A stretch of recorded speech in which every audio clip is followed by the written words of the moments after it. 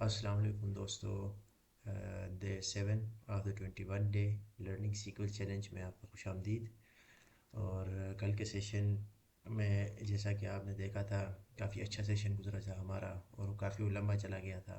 2 घंटे 30 मिनट का वो अच्छा सेशन था और हमने काफ़ी चीज़ें सीखी उसमें। तो उसमें हमने फैक्ट टेबल्स पढ़े, जॉइंट्स के बारे में थोड़ा सा पढ़ा, की परफॉर्मेंस इंडिकेटर्स के ऊपर काम किया, रैंकिंग के ऊपर काम किया, टाइम पे सेग्रीगेशन पे भी काम किया। लेकिन एक जो एवरेज ऑर्डर वैल्यू है, यहाँ पे आके हम थोड़ा सा प्रॉब्लम का शिकार हुए थे। और इसको इसको फिर चैट जीपीटी से मैंने जब पूछा तो चैट जीपीटी ने मुझे बता तो दिया था, लेकिन ये था कि वो क्योरी मुझे समझ नहीं आई फिर भी। तो मैंने आपको कहा था कि डे 7 में जब हम स्टार्ट करेंगे तो स्टार्ट करने से पहले मैं एक दफ़ा इस क्यूरी के ऊपर आपके सामने ही इसको रिसर्च करूँगा या इसको एक्सप्लेन। तो ये जो प्रॉब्लम है, प्रॉब्लम तो नहीं, ये जो क्यूरी थी इसकी अंडरस्टैंडिंग मुझे नहीं हुई थी। ये मुझे थोड़ा सा डिफ़िकल्ट लगा क्योंकि यहाँ पे सिलेक्ट 2 दफ़ा यूज़ हुआ है, फ्रॉम भी 2 दफ़ा यूज़ हुआ है। तो ये सवाल भी कल भी मैंने आपके साथ शेयर किया था कि यार ये क्यूरी मुझे पढ़ के समझ नहीं आई। तो मैंने इस तरह किया कि इस क्यूरी को इधर गूगल के एआई में मैंने इसको शेयर किया और मैंने कहा यार ये मुझे समझ नहीं आ रही। क्यूरी तो ठीक है, सब कुछ ठीक है, रिजल्ट भी आ रहा है। मुझे आप ये बताओ कि भाई ये लिखा इसमें लिखा क्या हुआ है, क्योंकि समझ नहीं आ रही। इसको एक्सप्लेन मुझे करो, इसको एक्सप्लेन करो कि यार मुझे समझ आए, ताकि मैं फिर आगे ये प्रॉब्लम मैं फेस ना करूँ। ठीक है। तो उन्होंने कहा यार ये सिंपल चीज़ है। ठीक है, इसको बोलते हैं सब क्यूरी और नेस्टेड क्यूरी। ठीक है, सब क्यूरी या नेस्टेड क्यूरी। सब क्यूरी से मुझे अंदाज़ा हो गया था कि बस मैं समझ गया हूँ कि क्या कहना चाह रहा है। तो उसके बाद वो कहता है कि ये रशियन डोल की तरह है। ठीक है, रशियन डोल का मुझे नहीं पता क्या चीज़ है। The inner query. अब जो इनर क्यूरी है वो ये है। ठीक है, ये आपकी इनर क्यूरी है जिसको मैंने हाईलाइट किया हुआ है। Inner query does the first job. Inner query क्या करता है, पहला काम करता है, पहली एग्जीक्यूशन वो इनर क्यूरी करता है। उसके बाद जो आउटर क्यूरी है वो रिजल्ट लेता है कहाँ से, इनर क्यूरी से, टू फिनिश द वर्क। मतलब पहला काम क्या, पहला काम कौन करता है, इनर क्यूरी। इनर क्यूरी क्या काम करता है, इनर क्यूरी कोई रिजल्ट लेके आता है। ठीक है, और उसके बाद जो आउटर क्यूरी है वो जो रिजल्ट आया है टेम्परेरी, उस रिजल्ट को यूज़ करके उस पूरे उसको पूरे क्वेश्चन को एग्जीक्यूट करता है। ठीक है, तो अब इसको फर्दर थोड़ा सा और समझेंगे तो उसके लिए ये होगा कि हम why use select and from twice. ठीक है, तो हम यूज़ क्यों करते हैं, क्योंकि हम दो अलग अलग मैथमेटिकल क्वेश्चंस पूछ रहे हैं जिनको हम चाहते हैं कि सेम टाइम में सॉल्व हो। ठीक है, और जब हम चाहते हैं कि ये सेम टाइम में सॉल्व हो तब उसके लिए हम ये यूज़ करते हैं। ठीक है, अब देखें इसको हम अलग अलग क्यों, आपके दिमाग में आएगा कि इसको अलग अलग क्यों नहीं हल करते। अलग अलग आप जब हल करेंगे ना तो फिर हमें इस तरह करना पड़ेगा कि ऑर्डर जब अलग अलग हल करेंगे, फॉर एग्जांपल हम ये इनर वाला हल नहीं करते, इनर क्यूरी। ठीक है, हम इसको अलग से सिर्फ ऊपर वाले को सेलेक्ट एवरेज ऑर्डर टोटल। तो ऑर्डर टोटल आप कहाँ से कैलकुलेट करोगे, सवाल ये है। आपको कहीं से तो ऑर्डर टोटल कैलकुलेट करना पड़ेगा ना। तो आप इसको एक साथ कैलकुलेट नहीं कर सकते, तो इसकी वजह से आपने पहले यहाँ पे इसको एग्जीक्यूट करना है। ठीक है, और फिर उसको यूज़ करके आउटर में आपने एवरेज निकालना है और फिर आपका आंसर हल होगा। तो इसमें आप भी देखिए स्टेप 1 में, क्योंकि जो हमारा सवाल था वो आपको पता है कि हमें एवरेज ऑर्डर, एवरेज अमाउंट पर ऑर्डर को कैलकुलेट करना था।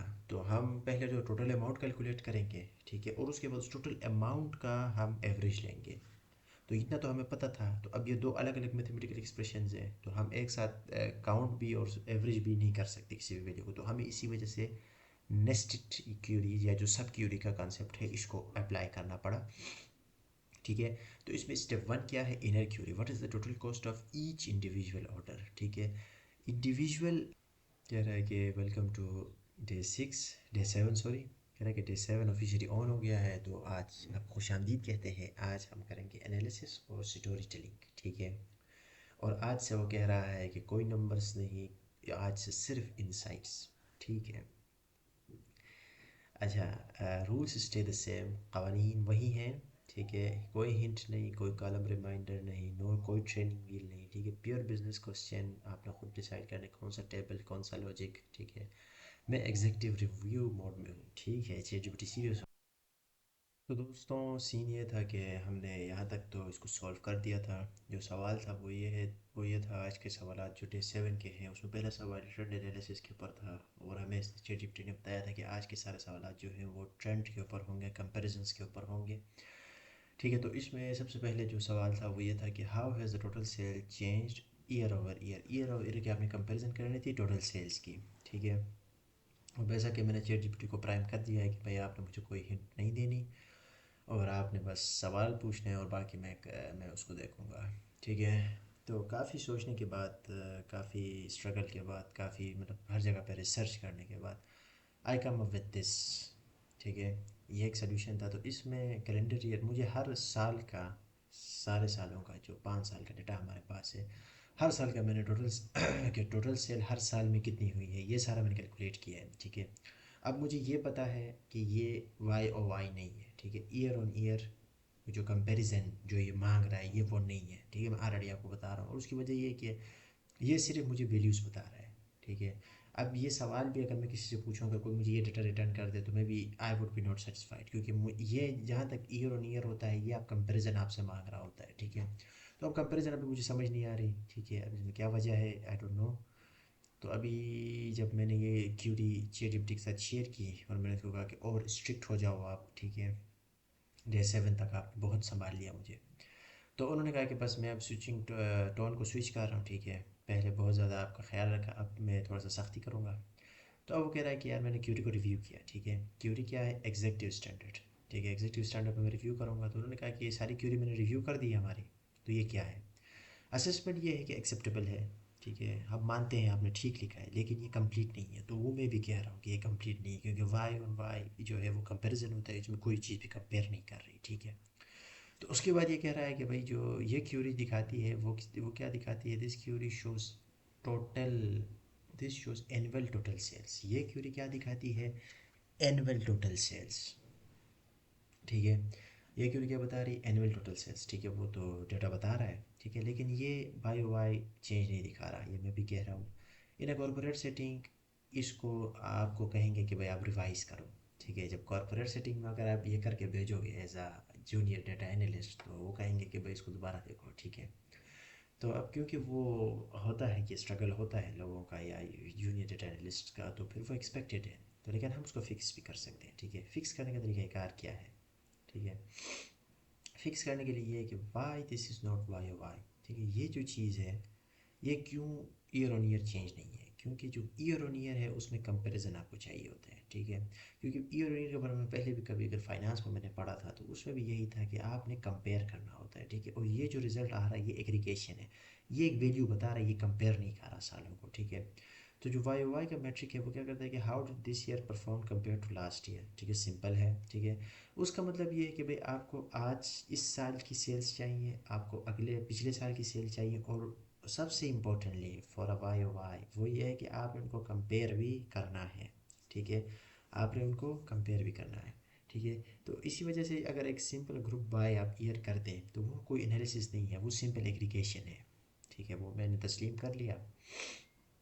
अब ये कि जो एग्जीक्यूटिव्स हैं ना वो कभी भी एग्रीगेट्स का नहीं पूछते हैं। ठीक है। कि साल का कितना हुआ है, हाँ वो अगर एक रफ आइडिया के लिए पूछ भी लें लेकिन मोस्टली नहीं पूछते।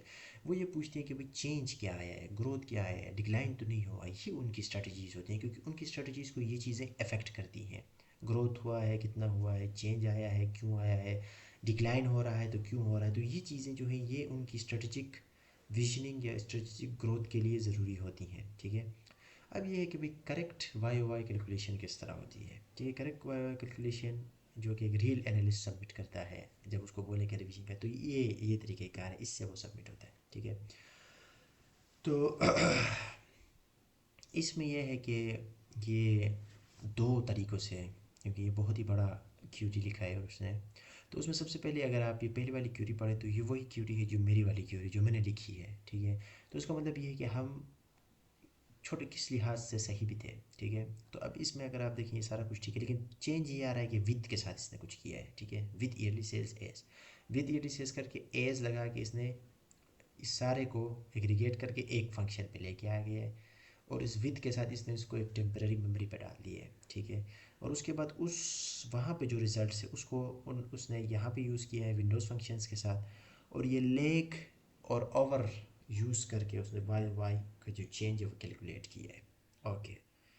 तो ये सारा कुछ किया। तो अब वाई दिस, अब ये सारा क्यूरी है। ठीक है। अब ये कहता है कि यार ये क्यूरी कॉर्पोरेट स्टूडेंट्स को क्यों मिलती है, क्योंकि इसमें विंडोज़ फंक्शन का इस्तेमाल हुआ है। ये जो फंक्शंस यहाँ पे यूज़ हुए हैं जैसे विथ है, ओवर है, लेग है, ये सारे विंडोज़ फंक्शन है, ठीक है। अब ये है कि ये सेपरेट एग्रीगेशन फ्रॉम एनालिसिस, ये एक बेस्ट पॉइंट है जो कि मुझे समझ आई है, क्योंकि ये ऊपर वाली जो चीज़ थी एग्रीगेशन तो मैंने भी की थी। तो ये कह रहा है कि यार ये एग्रीगेशन को कंपैरिजन से अलग कर रहा है, एग्रीगेशन को एनालिसिस से, क्योंकि कंपैरिजन का मतलब एनालिसिस, एग्रीगेशन का मतलब सम करना, टोटल।